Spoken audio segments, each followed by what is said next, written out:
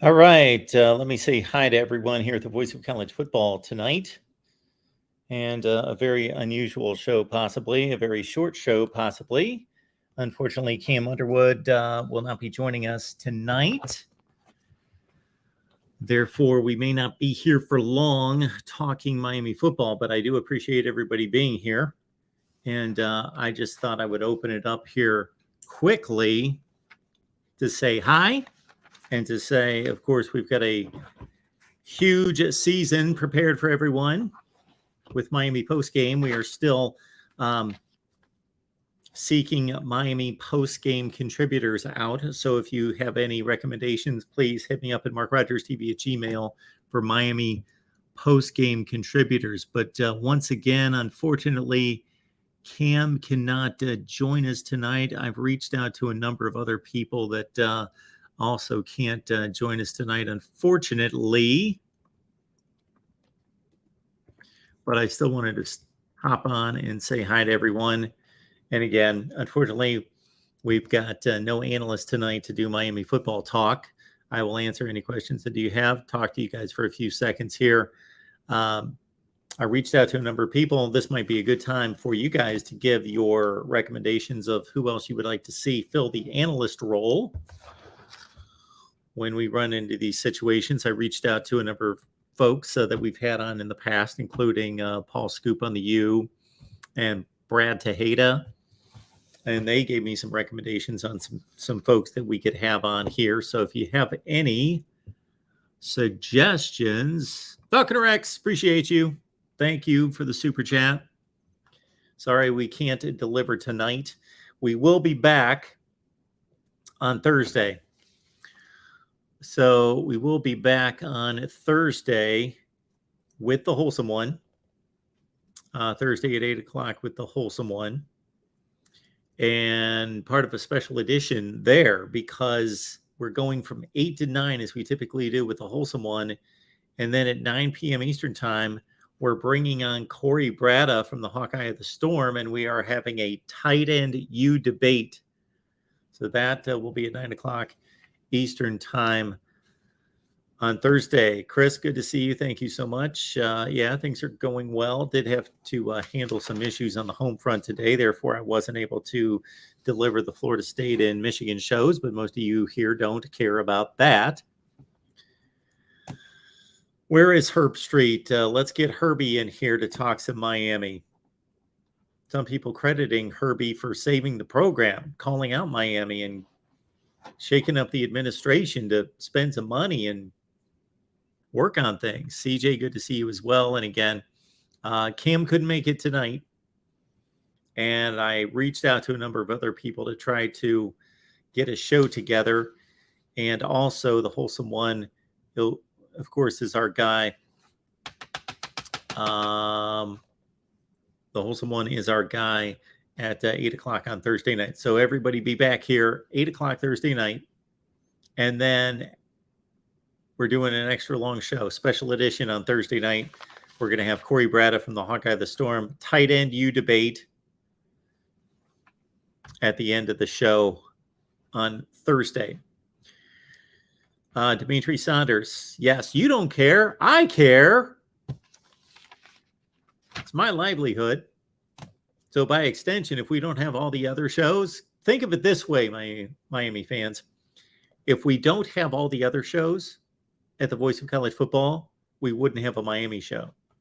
So think of it that way sometimes. Casey, Mark, what is your opinion on how much Miami beats Florida State by this year? Well, I got to see them play, I think, 8 games before they play. Now, if they were playing in week one, about Miami 31, Florida State 20.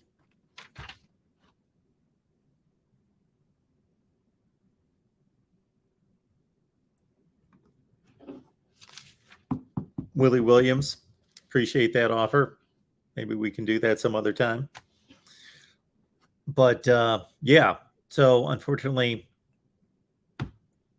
not able to deliver tonight. But Thursday, 8 o'clock Eastern time, extra long show, extra special edition with a great debate planned for Tight End U at the end of the show on Thursday. So appreciate you being here. I will do everyone a lot more good if I got off here right now and worked on some other things for the Voice of College Football, as opposed to just kind of hanging on here. So again, my apologies for the inconvenience, but no Cam tonight. And I reached out to about 4 other people to try to fill out the show, Exploring with Ben. That is going to be a good time. Corey Bratta, the Wholesome One, Tight End U debate. It's going to be fun. It is going to be a fun one. Who's my favorite team? So Exploring with Ben answered the question, but you know, this used to be fun. Delving into this used to be fun. It's no longer fun because everybody knows my favorite team I grew up with and will forever be my team. But it used to be fun because you know how I proved to myself and hopefully to everybody else that I was doing my job. You know how I proved that? Nobody could guess who I rooted for. Nobody had any idea who I rooted for.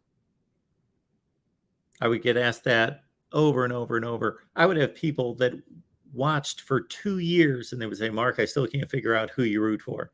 So I said, you know what? That is the biggest compliment you can give me. I'll take it. Nobody can figure out who I root for. All right. So I've given my score prediction on Miami, Florida State, if they play today. We have 4 shows scheduled on Wednesdays.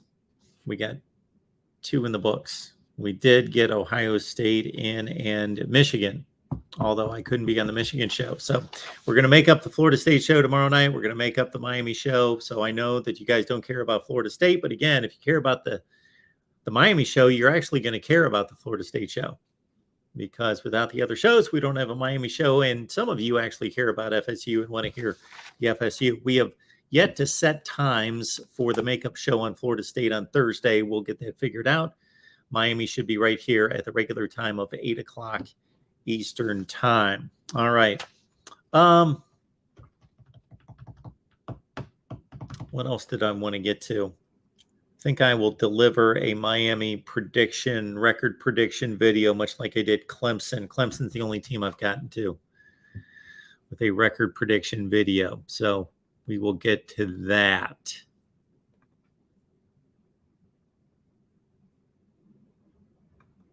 Willie, thank you for that. Tim, thank you for that. Unfortunately, for anybody that's just joining, no Cam, no show tonight. Reached out to 4 other contributors. Nobody could make it tonight. So again, Thursday at 8, we'll see you with the Wholesome One. And then at the end of the show, big Tight End U debate with Corey Bratta from the Hawkeye of the Storm. And again, our Florida State show is coming your way on Thursday night as well. Thursday night as well with Florida State show that's being postponed and rescheduled. Hopefully, since we had a lot of issues today for myself and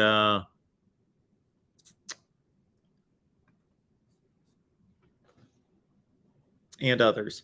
Tim is asking about, so if you're talking about the little previews that we did, live streams this week, we did the Pac-12 on Sunday night. We did the Big 12 on Monday. Nothing on Tuesday and Wednesday. I'm planning on hitting the Big 12 on Thursday, the Big 10 Friday, and the SEC on Saturday. That's the plan. Although those are not prediction shows, but I get what you mean there. Preview shows. Check out those live streams over on the main channel. We've had a big 2 to 3 hour Pac-12 and Big 12 extravaganza. We hit the ACC. I should say the ACC. We did the Pac-12 and the Big 12. ACC Thursday. When are we going to do that? We'll figure out a time. ACC on Thursday, Big 10 Friday, SEC Saturday. That's the plan. All right. You guys are phenomenal. And my apologies once again here at the Voice of College Football. I have really been looking at this set the last few days. I was rolling around in bed at about 4 a.m. last night thinking, this freaking set drives me nuts. I got to get this taken care of. Unfortunately, I don't have the room in this room that I had in the previous room, and that's going to cause a problem to do anything close to what I would really like to do. I just asked a question on the main channel, on the community page of the main channel, because we have been asked, we're asked to do things by viewers all the time, every day, but I'm talking about somebody of significance, not that the viewers aren't significant, somebody of significance that can make something happen, asked me to do a Big Ten podcast. So I've been asked in the last few weeks to do a Big Ten podcast. So I have said, absolutely, I will deliver a Big Ten podcast. And so we need a good name for that.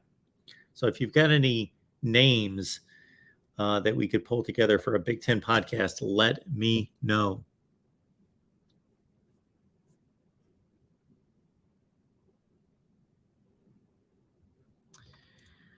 Chris asks, Mark, do you think Miami matches up well in the biggest games of the season, Texas A&M and Clemson? Well, talent-wise, not favorably, but it's close. In terms of a matchup, though, so you're just asking about talent. Clemson is a more talented roster. Texas A&M has a more talented roster, but not significantly, not crazy gap where there's no chance for Miami. But I look at it more from the standpoint, the way I read your question initially, which is for me more to do with the matchup. And what I like about the Texas A&M matchup for Miami is, first and foremost, Texas A&M lost most of its front seven. They're still going to be extremely talented on the front seven on defense. They're, 4 and 5 stars. We all know the deal at Texas A&M, number 1 rated recruiting class in 22. Obviously, those freshmen are going to have limited impact, but top 7 to 8 classes in the country before that. So the roster is a top 5 to 8 roster in the country. But the front 7 on defense has been decimated from an experience standpoint. So it's only going to be week 3.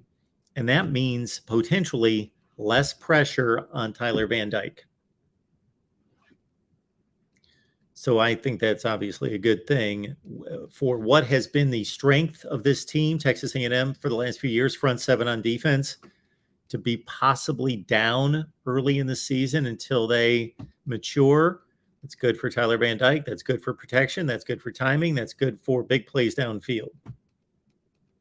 So that's one reason why I give Miami a lot of hope at College Station in week 3. Max Johnson's a good quarterback for Texas A&M, but he's not Tyler Van Dyke. Good quarterback. He's a top 25, 30 quarterback in the country, but he's not a top 10 quarterback in the country. And he will probably win the job. And if he doesn't win the job, the guy that's going to win the job for Texas A&M is the same guy that won the job last year. That's not Zach Calzada, the guy that beat Alabama. He didn't win the job. Haynes King won the job. He's a runner. He's an athlete. And he got hurt against Colorado. Calzada finished the year. So Haynes King, Max Johnson are battling for the job. So I think it's not a huge, but it's a decided advantage for Miami. Texas A&M's best wide receiver, Aniyah Smith, had a DUI charge. I don't know if that's going to affect week 3. I think they're going to kind of clean it up early, and he may miss a game, something like that. Marijuana possession, I believe, as well. Some type of substance. The Clemson matchup, though, Chris. Clemson, on the other hand, may have the best defensive front in college football. Yeah. Where would Miami have a matchup advantage against Clemson? Well, again, probably better quarterback play. Like Tim has talked about, and we've had this discussion a few times, the whole DJ Uiagalelei situation and his performance last year, it's a bit of a mystery because I just have a problem trying to figure out, measure up a guy that threw for 340 and brought his team back from 3 touchdowns in his first ever start against Boston College. A good Boston College defense. Good, not great. And then the next week faces Notre Dame, a top 10 defense in the country, and shreds him for 440 and 40 points. That guy and his best game last year, go to the game log for DJ Uiagalelei. Best game passing, just yardage total, 241 against UConn. He was throwing in the 150 range against everybody in the ACC. Is he that bad? The offensive line let him down, and the receivers let him down too. The Clemson wide receiver play last year was the worst it's been in this 10-year Dabo run. So if we get the Clemson really showed out on offense in one game last year, Wake Forest. They were decent against Florida State. No, they really weren't even decent against Florida State. They were okay. They scored 30, but it was a defense aided 30. Louisville, they performed fairly well, scoring 30 in that game. But most of the games against the ACC, they scored in the teens. Syracuse, Boston College, Georgia Tech, they scored in the teens. 6 of 12 games last year, they scored in the teens. So you can't, even with a great defense, maybe top 3 to 5 of the nation, they can't get away with that. So, you're asking about games that are, especially the Clemson game that's forever away. We got to see teams play. Got to see teams play.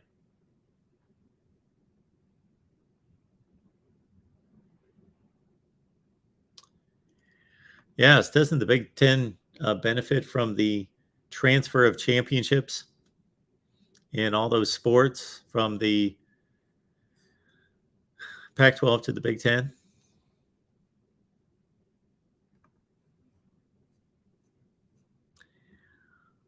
Well, again, I do appreciate everybody being here, and again, apologize that we have no analysts tonight. I asked about 5 people, just couldn't come through with anyone tonight. If you have recommendations for anyone you would like to see on here as a Miami contributor or at any of the other channels, let me know. Let me know what guests you would like to see. All right, I'm going to get to work. I'm going to get off here and get to work on all sorts of great content that I am behind on. All right, folks, thank you. We'll make up for it Thursday, 8 o'clock Eastern time, right here, special edition, longer than ever show with a wholesome one and then a tight end you debate. See you on Thursday at 8.